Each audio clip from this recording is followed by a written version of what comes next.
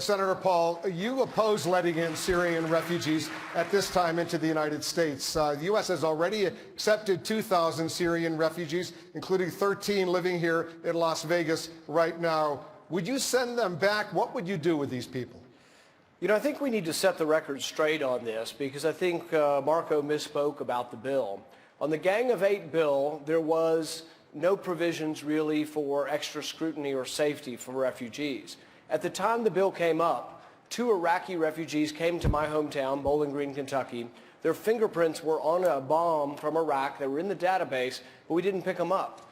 We relocated them here, put them in government housing, got them on food stamps, and we began providing for them, but we didn't have adequate security.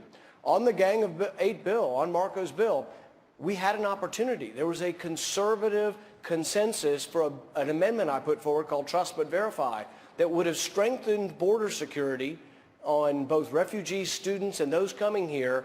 And Marco sided and was, I guess, more sympathetic to Chuck Schumer and to the president than he was to conservative principles. But this goes directly to national defense. And if he wants to run as a national defense conservative, he's got to explain why he hasn't stepped up to support border security. Senator Rubio. Well, as he's just admitted,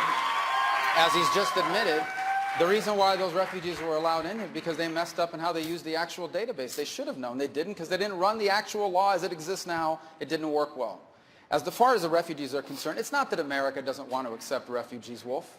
It's that we may not be able to, because this is an issue we have to be 100% right on. If we allow 9,999 Syrian refugees into the United States, and all of them are good people, but we allow one person in who's an ISIS killer, we just get one person wrong. We got a serious problem. And there is not a single person in the national defense apparatus of this country that can guarantee you we're going to be 100% right. And that's why, as president, I'll take this very seriously. Senator Paul, you didn't answer the question about the 2,000 Syrian refugees who are already here in the United States. Will you send them back or let them stay?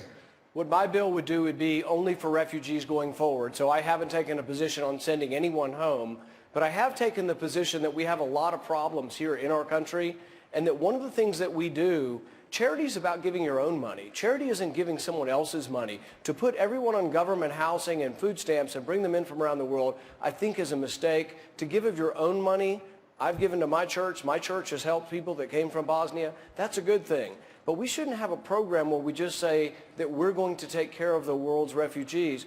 Nobody in the Middle East is doing anything. Saudi Arabia, Qatar, Kuwait, all the Gulf nations are doing nothing. They need to step up and We have another question. We have another question from